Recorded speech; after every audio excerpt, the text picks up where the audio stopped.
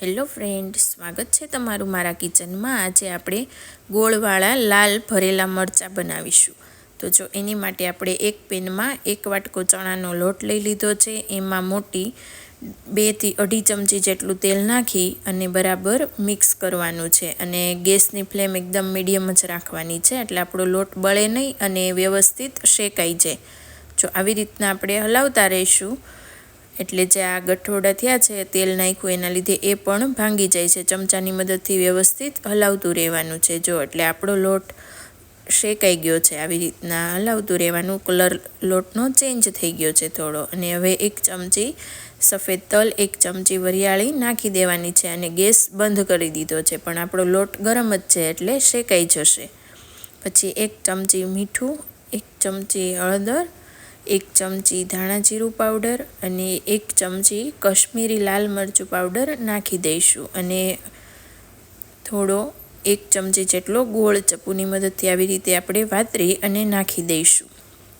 પછી બધું બરાબર મિક્સ કરી લેવાનું છે।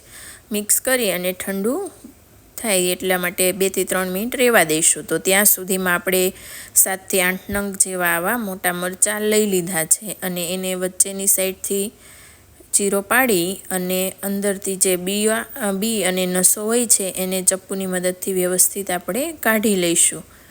તો જો નીકળી ગયા। હવે એવી જ રીતે આપણે બીજા મરચાંને પણ વચ્ચેના ભાગમાંથી ચીરો કરી અને અંદરથી નસો અને બી કાઢી લેવાનું છે। તો બધા મરચાંને આવી રીતના વ્યવસ્થિત સાફ કરી નાખવાના છે।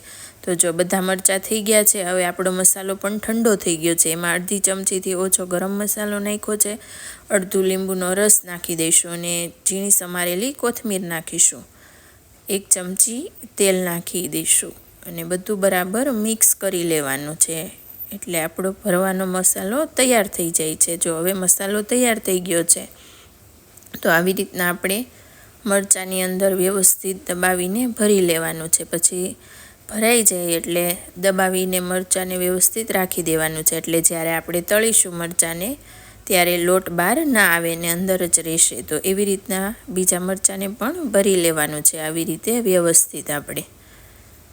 તો જો આવી રીતે આપણે બાકીના બધા જ મરચાંને પણ ભરી લઈશું।